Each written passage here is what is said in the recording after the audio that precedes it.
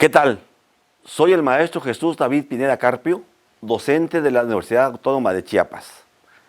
Te doy la más cordial bienvenida a esta videoclase que tiene como tema Derechos de petición y derechos de respuesta.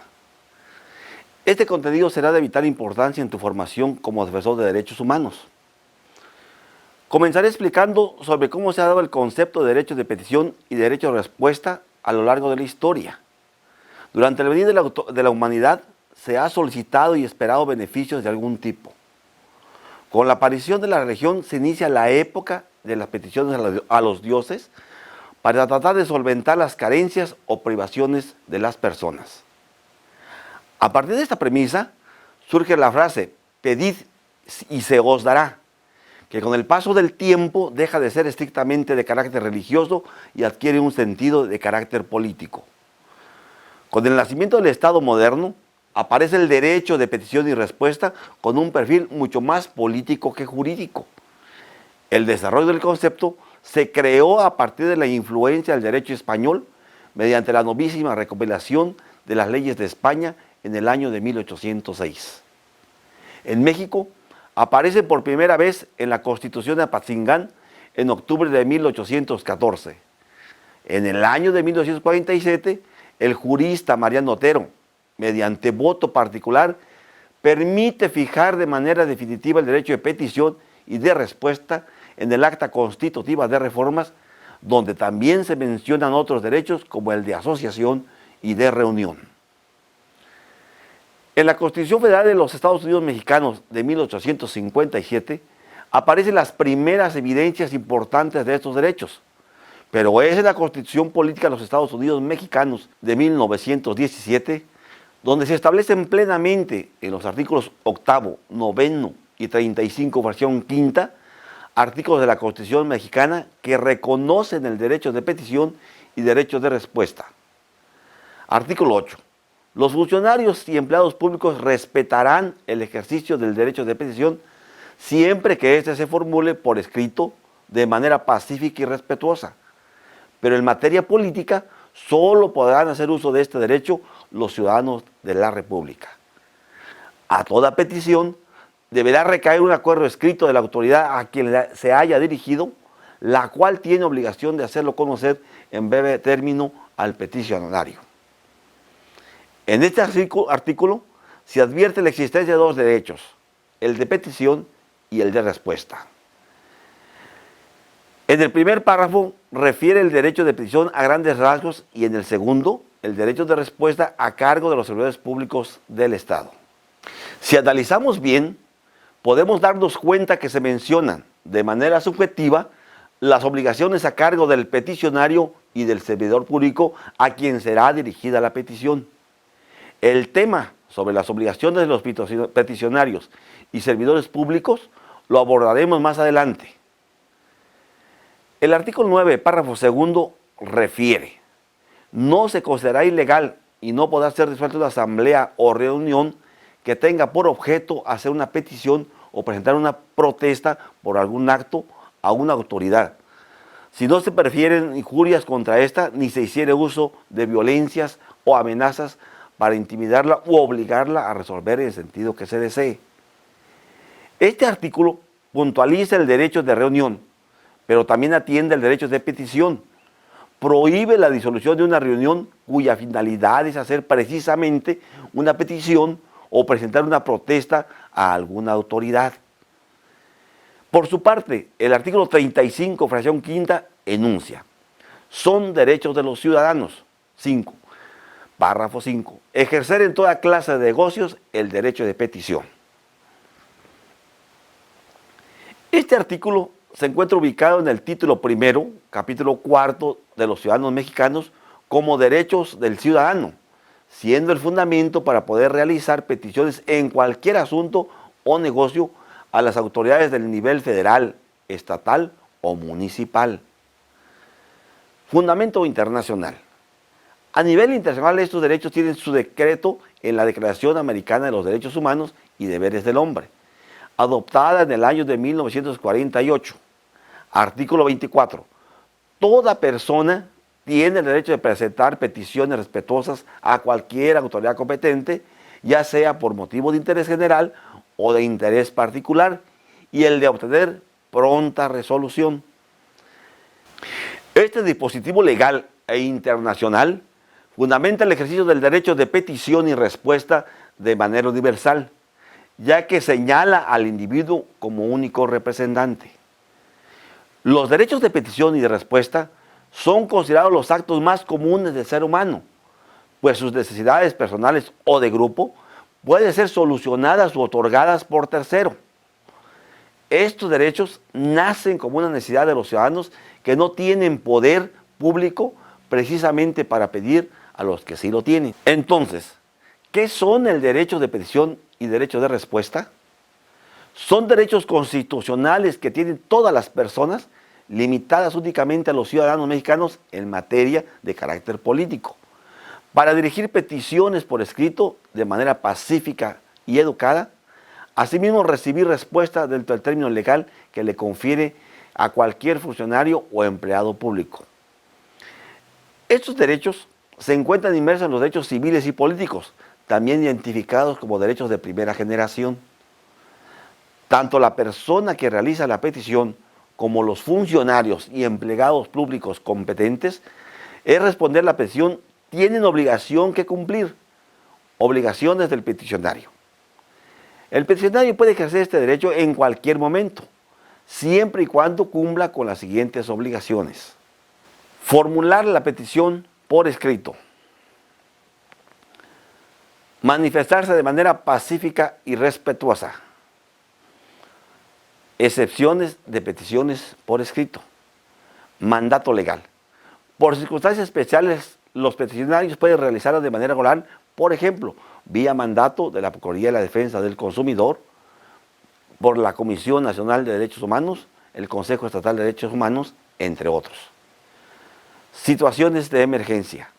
Esto se da cuando se necesita el apoyo de policías, bomberos, asistencia sanitaria, rescate, seguridad personal, salud pública, inminente riesgo o afectación, entre otros, pudiendo realizarse por cualquier medio de comunicación, por ejemplo, el teléfono, correo electrónico, radio, periódico, etc. Por existencia de formularios. Normalmente esto se aplica en materia fiscal. En términos del artículo 8 constitucional, no es requisito que el peticionario tenga interés legítimo para plantear la petición. Obligaciones del peticionario y empleado público. Los funcionarios y empleados públicos tienen las siguientes obligaciones. Mencionar los requisitos o trámites que debe realizar el peticionario. Emitir el acuerdo de la petición. Dar a conocer el acuerdo por escrito al peticionario. Contestar en breve término legal al peticionario. La omisión de las obligaciones antes mencionadas puede constituir actos violatorios al derecho de petición y de respuesta. Características de la petición por escrito. El idioma debe ser en español, debe hacerse en forma clara, duplicado para el acuse de recibo,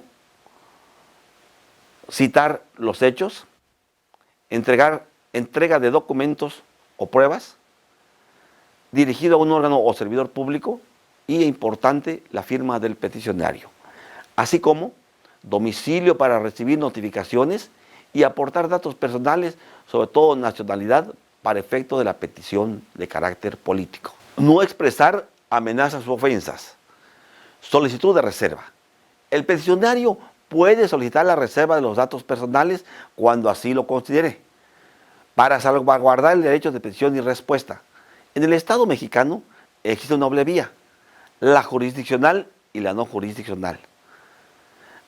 La jurisdiccional es la más idónea para salvaguardar los derechos humanos contenidos en el título primero, capítulo 1 de los derechos humanos y sus garantías, del artículo 1 al 29 de la Constitución Política de México, antes llamadas garantías individuales.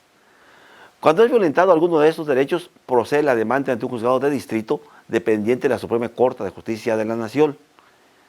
¿En qué plazo se interpone la demanda de amparo indirecto?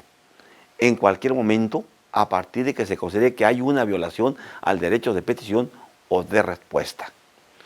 Pero ¿quién es el legitimado para interponer la demanda de amparo indirecto?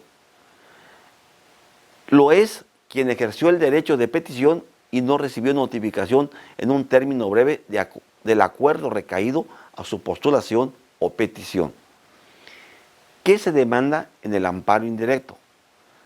Se demanda la negativa para recibir la petición por parte de la autoridad, la falta de notificación personal del acuerdo recaído a la petición, violación al principio de congruencia, resolutivos de la sentencia del amparo indirecto. Dentro del expediente de amparo, en la resolución definitiva, el juzgado de distrito podrá resolver u ordenar a la autoridad responsable lo siguiente: ordenar que se reciba el documento de petición, emitir un acuerdo y notificar al peticionario, ordenar la restitución de los derechos violentados y dar a conocer al peticionario el acuerdo recaído, cumplir con el principio de congruencia. Estos puntos se ejercen si dentro de la demanda de amparo el acto fue reclamado. La vía no jurisdiccional. La vía no jurisdiccional se realiza cuando servidores públicos federales, estatales o municipales cometen violaciones a los derechos humanos.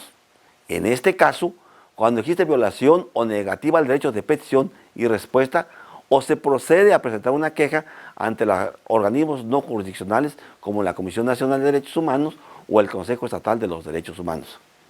¿En qué plazo se debe interponer la queja? La queja se puede interponer después de haber transcurrido el término legal para emitir el acuerdo y se da a conocer al demandante. Documentos que pueden ser emitidos por las comisiones de derechos humanos dentro del expediente de queja. Estos pueden ser las medidas precautorias o cautelares, si se realiza dentro de los hechos que narra el peticionario se solicita la intervención de un organismo externo. El ciudadano debe saber que al realizar estas medidas los derechos violados pueden ser restituidos o subsanados. El otro documento que se puede emitir es la propuesta conciliatoria. Se efectúa una vez agotado el procedimiento administrativo de investigación de parte del organismo competente. Dicho organismo podrá emitir con previo conocimiento del peticionario la propuesta conciliatoria en la cual se propondrá la restitución de los derechos violentados. Y el último documento es la recomendación. Una vez acreditada la violación a los derechos humanos, en este caso de petición y de respuesta, el organismo podrá emitir recomendación a la autoridad responsable, recomendando la restitución de derechos violentados. Destacando que de existir responsabilidad administrativa de parte del funcionario o empleado público, se recomienda instaurar el procedimiento administrativo de responsabilidad. Pero ¿existe sanción penal para los funcionarios que violan estos derechos? No. Esta conducta aún no está calificada o tipificada como delito. Sin embargo, se puede dar inicio del procedimiento administrativo de responsabilidad ante la Secretaría de la Función Pública, Contralorías de las Dependencias u otro organismo similar. Pero, ¿cuál es el futuro del derecho de petición y el derecho de respuesta en la legislación nacional? Estos derechos están construidos a favor de los ciudadanos, como el instrumento legal idóneo para tener acceso a la información o obtener del gobierno diversas prestaciones o datos. Sin embargo, en algunos casos estas diligencias no son llevadas en la práctica.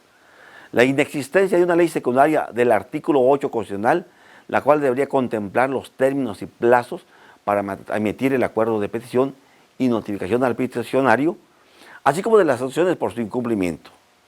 Los funcionarios y servidores públicos no respetan este derecho ciudadano, lo que representa una falta grave a estas garantías. Por ello, es necesario fomentar una cultura de la legalidad de los servidores públicos donde, de manera específica, se respeten esos derechos del ciudadano. Conclusiones. El derecho de petición y el derecho de respuesta están concebidos en términos universales en la mayoría de las constituciones de los estados democráticos modernos. Por su universidad no es necesario que se acredite interés legítimo para ejercerlos. En el título primero, capítulo primero de los derechos humanos y sus garantías, artículo 8 y 9 de la Constitución Política de los Estados Unidos Mexicanos, se garantiza el derecho de petición y el derecho de respuesta. El derecho de petición y el de respuesta puede interponerse ante toda clase de negocios, según lo establece la fracción quinta del artículo 35 constitucional. A nivel internacional, estos derechos se encuentran en el artículo 24 de la Declaración Americana de los Derechos y Deberes del Hombre del año de 1948. En materia política, estos derechos están limitados únicamente a favor de los ciudadanos de la República Mexicana. Es una garantía de seguridad legal de los ciudadanos para obtener resoluciones para sus peticiones. Tienen íntima relación con el derecho al libre acceso de la información pública. Como derecho a la respuesta, debe recaer un acuerdo por escrito de la autoridad a la cual fue presentada, no necesariamente favorable, pero congruente con lo solicitado.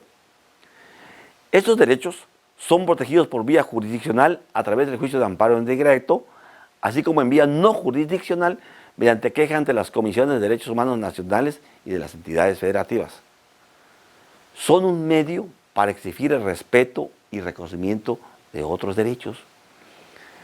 Con el panorama expuesto, claramente deducimos que los derechos de petición y de respuesta son derechos que no han sido totalmente ejercidos por los ciudadanos del Estado mexicano, a pesar de estar construidos a su favor. Tampoco han sido reconocidos en la práctica por funcionarios y servidores públicos del Estado. Por ello, resulta de vital importancia que tú, como futuro defensor de los derechos humanos, ejerzas y respetes estos derechos para la restitución de derechos violentados. Fue un gusto brindarte esta información. Muchas gracias y hasta pronto.